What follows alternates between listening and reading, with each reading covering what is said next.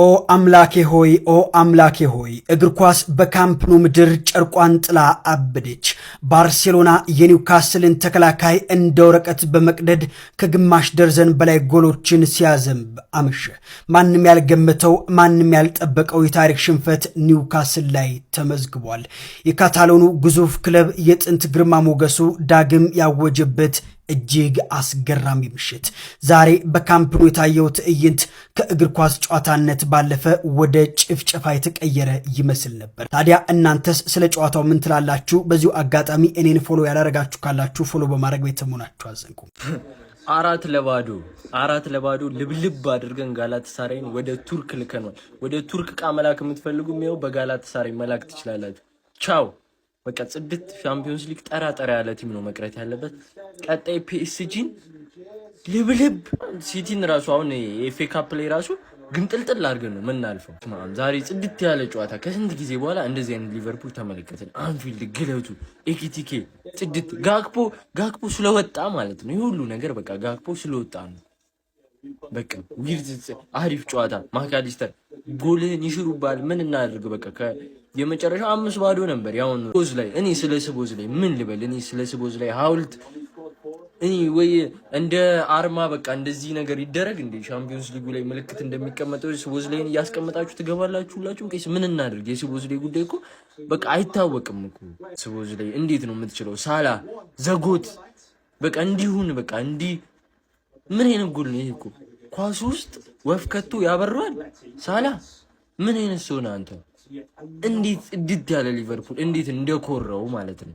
ቀስ በቀስ እመለስበታለሁ አሁን ስለዚህ ጨዋታ ማለት ነው። ቀስ በቀስ ይመቻችሁ። አንድ ነገር ምን እንደገባኝ ታውቃላችሁ? ወላሂ ባርሳ ነው በቃ።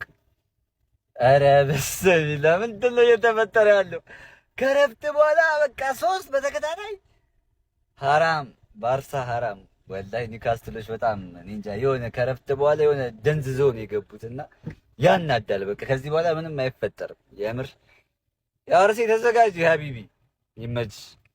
ንጉሱ ታሪክ መስራቱን ቀጥሎበታል ነው ማለት 50ኛ የቻምፒዮንስ ሊግ ጎል። በነገራችን ላይ ብቸኛው የአፍሪካ ተጫዋች ነው 50 የቻምፒዮንስ ሊግ ጎል ያስቆጠረ ማለት ነው። ሳላችን ትለያለ። ሰከንድ አፍ ከገባ በኋላ አሲስት ማድረግ ችሏል፣ ጎል ማስቆጠር ችሏል። ኢቭን ግራቨንበርግ ያገባት ጎል እንኳን ራሱ ማለት ነው ሳላ ሞክሯት በረኛ የተፋውን ኳስ ነው ግራቨንበርግ ያገባው። ዲስማሽ ነበር ኢምፓክት ሲፈጥር የነበረው ሳላችን ማለት ነው።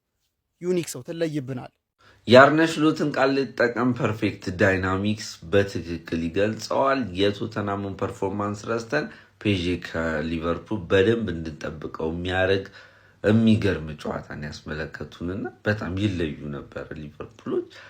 ሞሳላ እና ኤኬቲኪ በጣም ተቀራርበው መጫወታቸው፣ ፍሪምፖንግ በዛ በኩል ኮሪደሩን በአግባቡ ማስተዳደር መቻሉ፣ ፍሎሪያን ቨርትዝ ጋር ፍሎት የሚያደርግበት መንገድ፣ ዶሚኒክ ሶቦዝ ላይም ማካሊስተር ግራቨንበርግ አርፍዶ የሚደርሱበት ነገር እጅግ አስፈሪ አድርጓቸዋልና የምንፈልገው የምንጠብቀው የሚያስፈራው ሊቨርፑል አርነ ስሎት በአንድ ጨዋታ ቢሆን መልሶታል። ይህንን ነገር እኮ ማስቀጠል ከቻለ ኤኒቲንግ ካን ሀፕን ማለት ነው። ፒኤስጂ በእርግጥ ሌላ ምዕራፍ ላይ ያለ ቡድን ነው። ያምነውን ጨዋታን ያስታወሰን በጣም በተለይ አንፊልዱ ላይ በጣም መመጣጠን ነበር። እንደውም ሊቨርፑል የተሻለ ሆኖ ነው 1-0 የተሸነፈው። ግን ደግሞ ፓርክ ደ ፍራንስ ላይ የተወሰደበት ዶሚናንስ ደግሞ ያስደነግጥ ነበር። ያው ብቻ የአሁኑም ጨዋታ አትሊስት እንድንጠብቀው ያደርጋል። ብቻ ሞሳላ ራሱ የድሮ ሞሳላ መስሎ ነበር። ምን ፍጹም ቅጣት ስቶ ራሱ he was different እና ሊቨርፑሎች ቢግ አፕ ስላለፋችሁ ይመሻል ፎር ላይክ ሸማከር